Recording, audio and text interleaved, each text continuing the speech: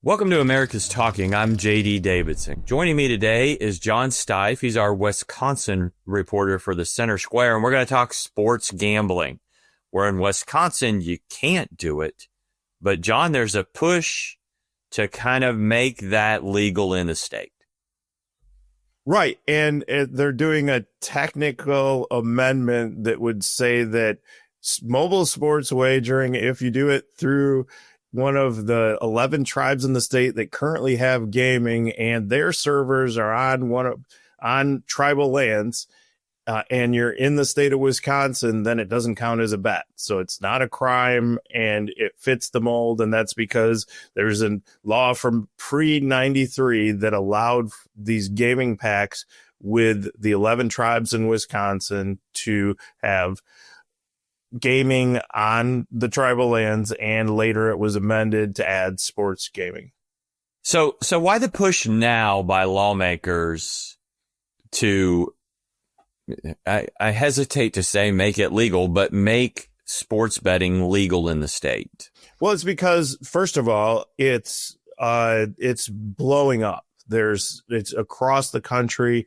It's being legalized. And with all the things like the Cleveland Guardians situation where people got in trouble, the players got in trouble with it, they want to have a regulated market so that you can find out if people are betting on these weird niche things and figuring out why they're winning a bunch of money on that, which is corruption. So that's one reason. Another reason is nationally, prediction markets have come into place in all these places that haven't allowed sports wagering legally in the regulated market. And then the states aren't getting tax money from those prediction markets. The difference between sports wagering on the legal market and prediction markets is a whole thing.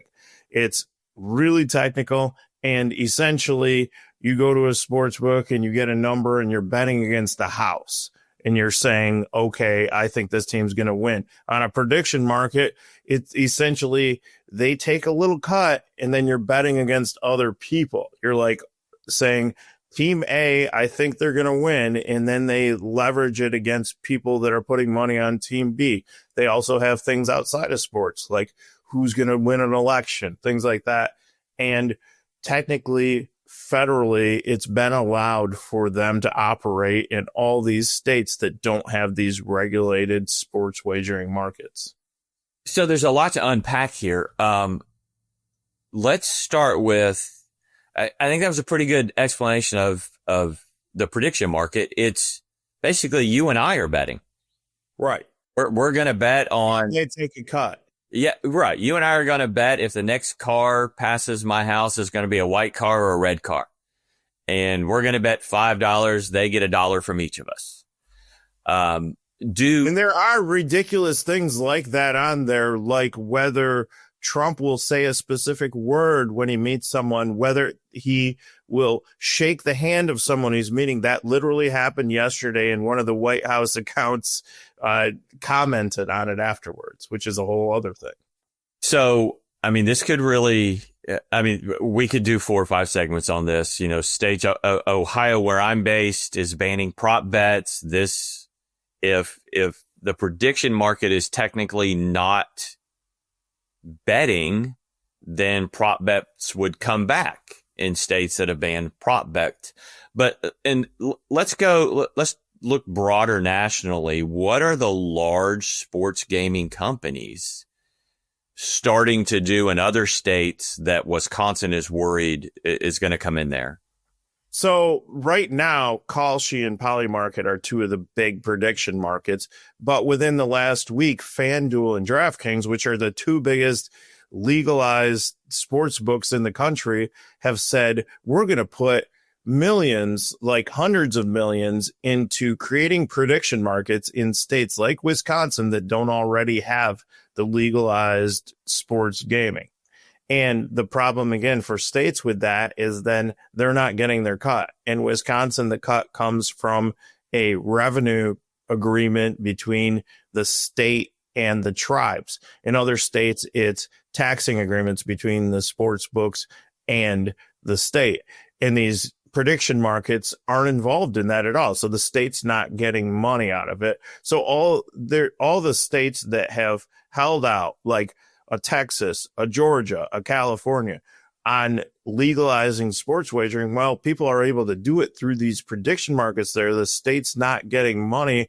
In a lot of ways, it takes away that moral argument that, hey, this is a bad idea. We shouldn't have sports wagering. It shouldn't be legal in our state. Well, people are doing it through these sports event contracts on these prediction markets either way. How much money are we talking? I mean, in some states, we got to be talking close to billions of dollars. Right. So like the numbers for Kalshi alone for the first week of November were $1.3 billion was wagered there, or they don't call it wagering, but involved right. in that. And that's 1 week?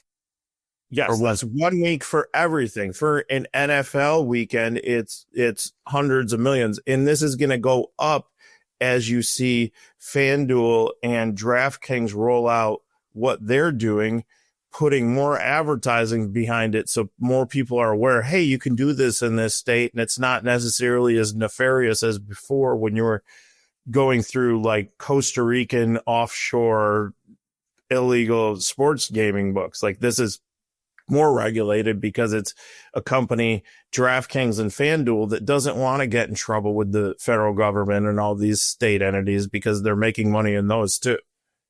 So for the taxpayer, I got to look at this as somehow, I guess, putting our futuristic look on it. Somehow state lawmakers need to figure out a way to tap this prediction market, just as they do sports betting, and not give this way out for these major sports betting organizations. I mean, obviously, you and I have covered state politics for a long time. Nobody's ever going to reduce the amount of money government gets.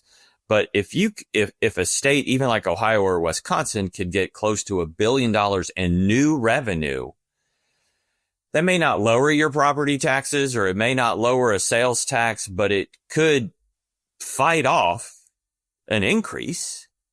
So just to be clear, the billion is what's being wagered. The tax money involved is right. But if you're talking 1 week, $1 billion, even if you're getting a 10% tax on that over the course of 52 weeks, hundreds of millions, if not billions of dollars in states like California and Texas, who knows what that could be like? Right. Because you look at states like North Carolina recently, they put it in place. They went over $100 million in tax money for the past year. Tennessee, it's like 12, 14 million in a month. So the numbers are.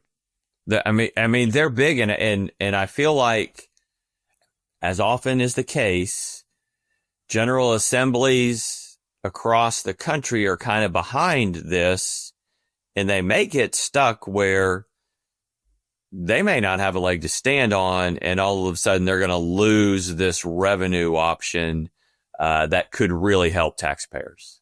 And it happened quicker than people thought. They thought in Texas, where you have the 2-year process, that, hey, we can sit on this for a little bit. Well, states like Wisconsin are figuring out maybe this is more of an urgent issue than we thought it was previously. John, thanks for joining us today. For America's Talking, I'm J.D. Davidson.